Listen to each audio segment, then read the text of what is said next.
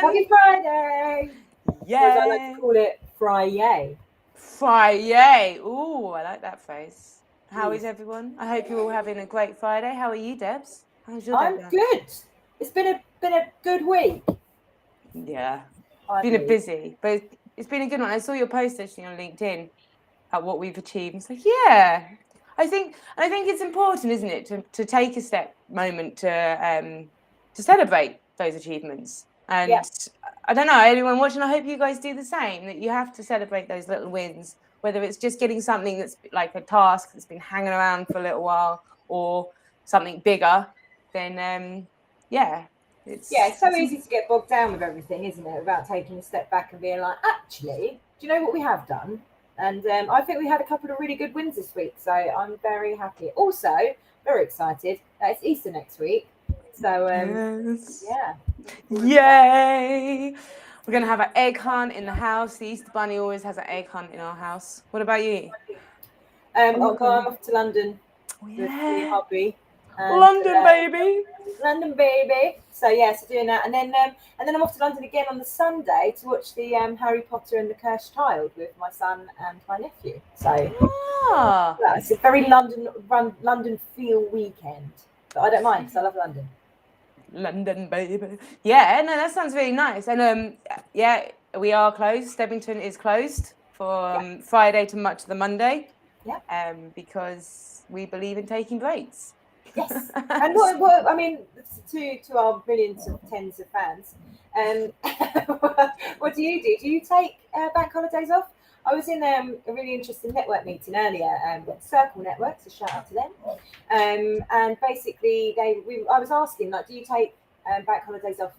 And pretty much everyone was like, yeah, just try and keep my boundaries so that I don't work on over bank holidays. But someone came up with a good one because they said they want to stay ahead of the game by working bank holidays. I don't know if that really works. Well, I was going to say, because like that, I used to be like that. I used to do that. Not be like that. Still in my head, I'm like, maybe I could do something, because I always found that bank holiday, they're useful. One, my husband's home, so he can childcare, and two, it just gives you like that some time to actually work on your own business without interruptions, which I do really like and enjoy. And my kid is sneaking out somewhere, but I do think, because it's always so much go, especially in Stebbington at the moment, it's great. We are experiencing a bit of growth. So yeah, it's important to actually have that break and stop. So you've changed me. You've changed me, Debs. I used to be. So yeah, so let us know in the comments, in the chat, guys. Like, do you take the holidays off, or are you going to actually get ahead of the game or work on your own business? What are you doing? Let us know, because we care. Yeah. Kind of. No, we do. I always think it's quite an important thing, though. I really it's I have MS, so sometimes I need a bit of a break. And since getting that and listening to my body, which everyone would tell me every day, I really, really appreciate the power of a good break now. And it is really important to have that switch off. I mean, obviously you've got 2 days off for Easter. Thank you. So maybe it's a bit longer than you'd normally do. And sometimes you might enjoy working. So, but I think if you're in that position where you can take that time off, I think that is important. Yeah. At least for me, anyway. No. I'm not working. no, I got that, buddy. I got that. I'm not allowed to yet. No work. I will still be messaging you, but no work related in things. But no, it's something, and it's actually something with Fiona. Shout out to Fiona Brennan, who has been my coach. She's amazing. And it's actually one of the first things she instilled in me as well, was that you need to stop. Because it's great going, and the hustle and everything else. But sometimes you do just need to stop, to relax, to have fun, and just regroup. And like you said, listen to your body, which is something that I've definitely seen a massive improvement in you, mate, that you do. I listen. And you hear what it says. And sometimes it's as simple as just asking. This is what Fiona's I'm not this person, but Fiona has taught me, like, to suddenly just to stop sometimes and just go, what do I need? What do I want? What do I require right now for my best day? So yeah. Oh, I'm really looking forward to it as well. 4 days off. I can't wait. It's been a really busy year. Yeah, so it's going to be nice, just 4 whole days where we haven't got huge plans. Obviously, the Easter Bunny will be coming, so there will be an egg hunt. That's always fun. I don't think I have much else on. I think we're just going to I be need to chilling get out. Easter eggs. Like, my son's 17 now, so I'm always like, do I still give him an Easter egg? I Yeah. think the answer is yes. Yeah, no, the answer is always yes. Do you know what we before having the kid, we used to get the Easter eggs the day after. Because they were always half price. And I know that. Bearing in mind we were backpackers at the time, so you know money was always a bit tight. But we Well, it's sensible we used anyway, because they'd all just go in a landfill, wouldn't they? So you might as well help out, buy them the next day for like. Why go in a landfill when you could go in my belly? Egg. I've actually already eaten 2 Easter eggs. Got to hold my hand up. Isn't it bad luck to eat Easter eggs before Easter? No. Just made that up. You've made that up. There's no bad luck around eating eggs. It's chocolate. This is nothing. Chocolate is good. I like, yeah. We'll move on from chocolate. So, let us know what you're up to for the Easter. Are you taking that break? In the meantime, so this week we are going to keep talking about process improvement, the importance of it, and the benefits that come with it when you implement it into your business. Yeah. But first, on this day, I'll just keep going, okay? On this day.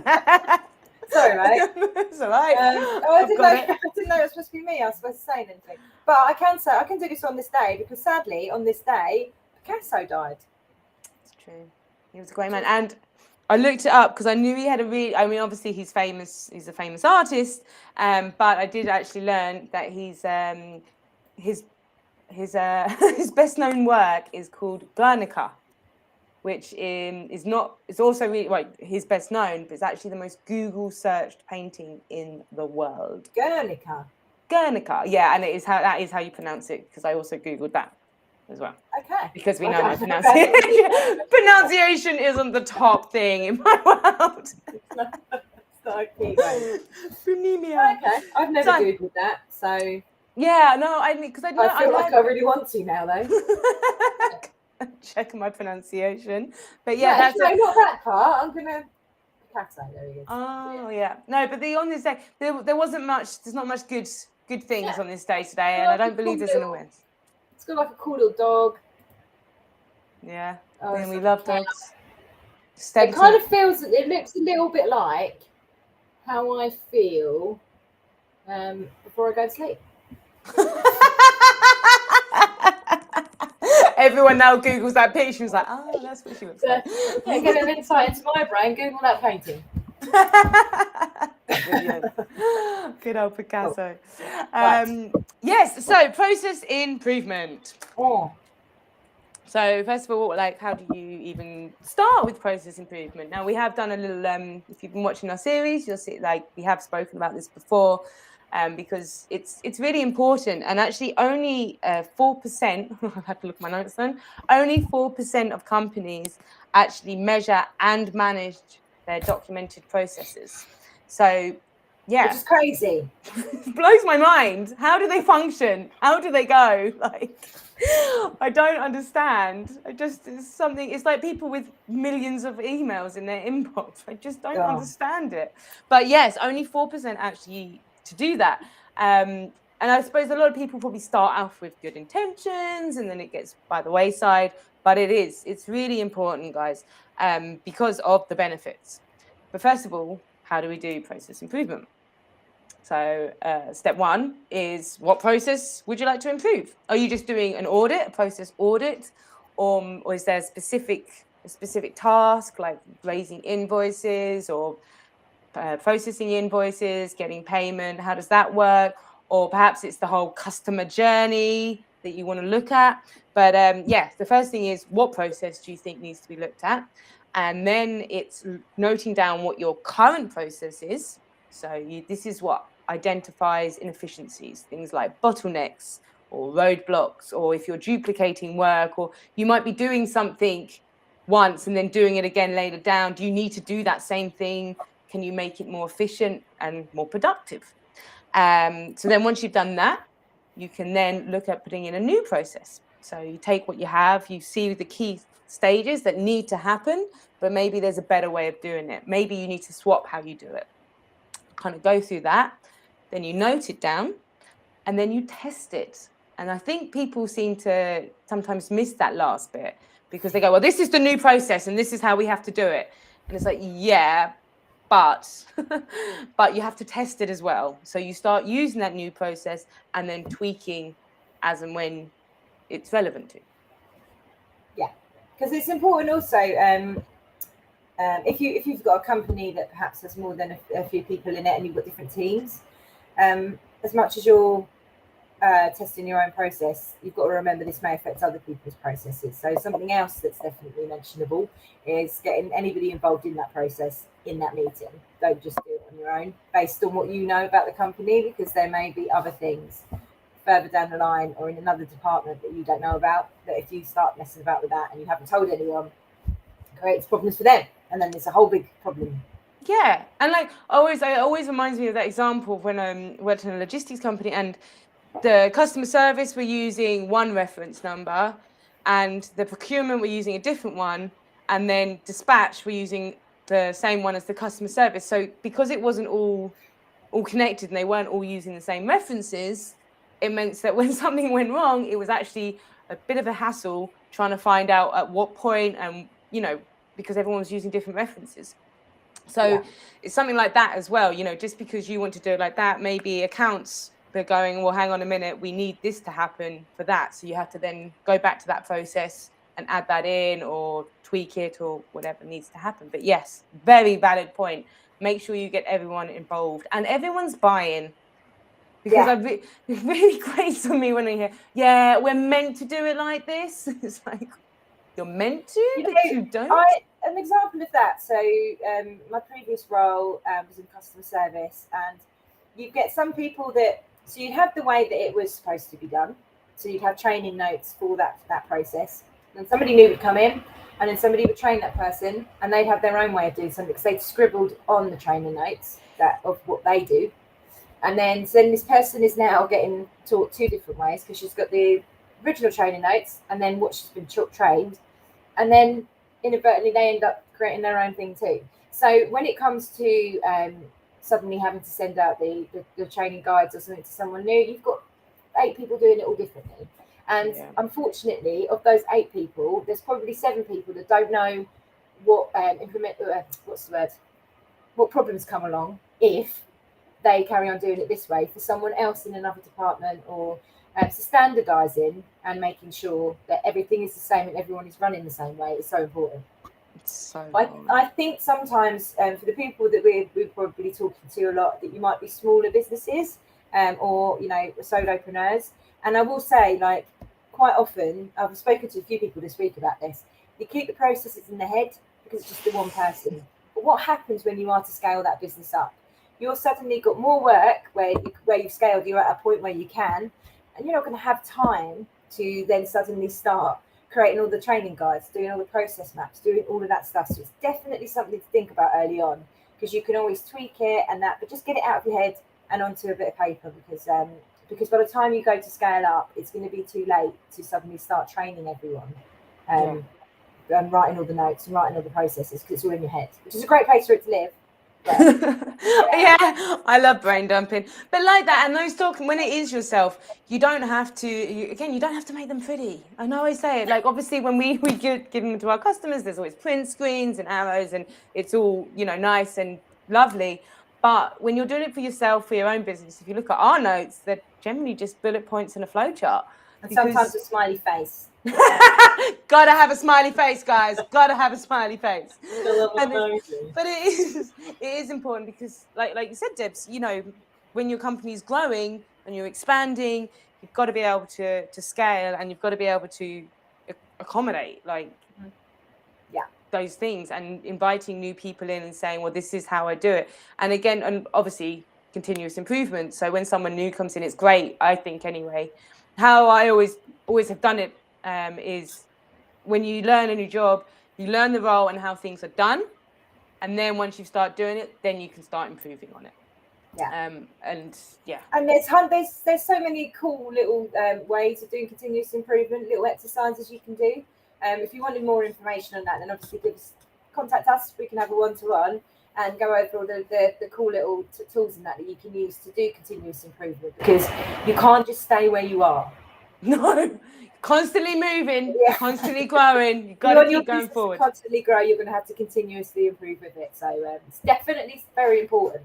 Yeah, and it's also could be like you could be offering, say, I don't know, an example of a coach. They could always be, they might be doing one-to-ones, and then they're going to go into doing group training. Well, that's going to be a different process, because you have to manage that completely different. So it's also having that initially to be able to then improve on it for something else, and having the two different processes going, right, well, then this is A, but if B happens, then we need to go do and have it. So yeah, process improvement. It's very important. And the benefits, well, the benefits are normally saving time and making more money, because they are the basic ones, because it normally reduces cost, because you're reducing waste, because you're becoming more efficient, and you have happier customers. Yeah, because it does. Something that very often gets left when it comes to your business, is sometimes business improvements and that it's got to be better for the customers, because at the end of the day, they're the ones that are giving you the money. So happy customers is a good thing. A business without any customers is not a business. No, I'm not sure what it is. It's just someone sitting in a room going, yeah, this is fun. So there you go. Like Deb said, if you need any help, please do reach out.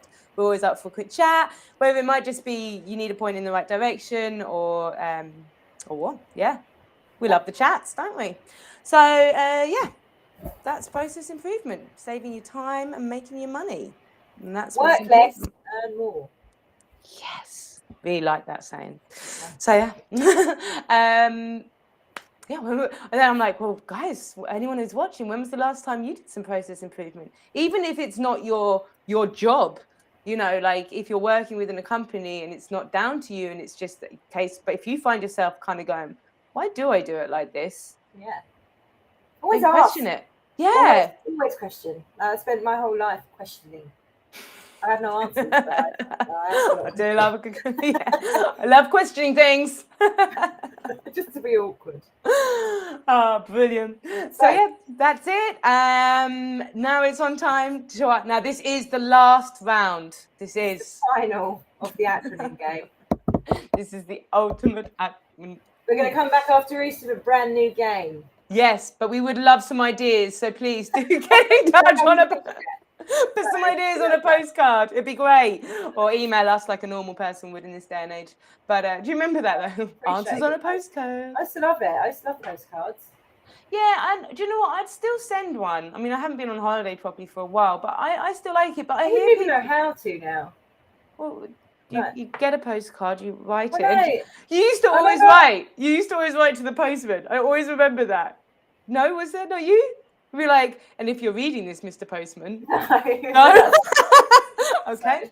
I haven't sent a postcard for about 20 years. Okay. I got like one postcard from my other friend Steph, and she, I remember her postcard said, "I'm having a great time on holiday. I lost my shoe in the sea. Love, Steph."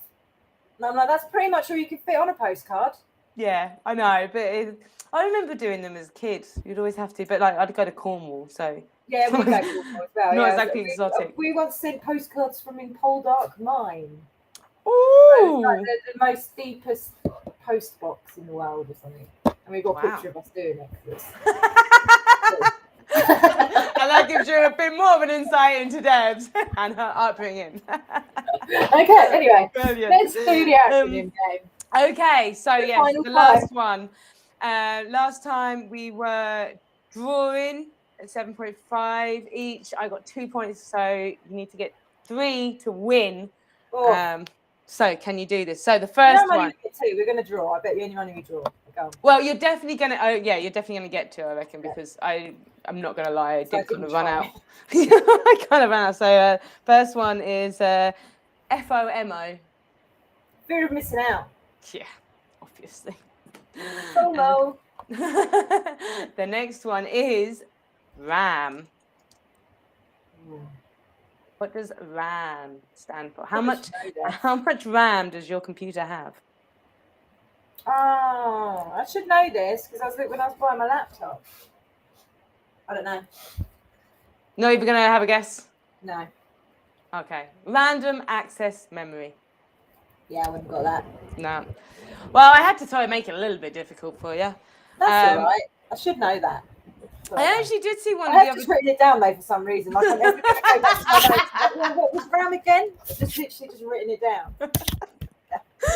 RAM. I'm never going to miss that one again. Random access memory. How much RAM does your computer have? And then the last one, YOLO.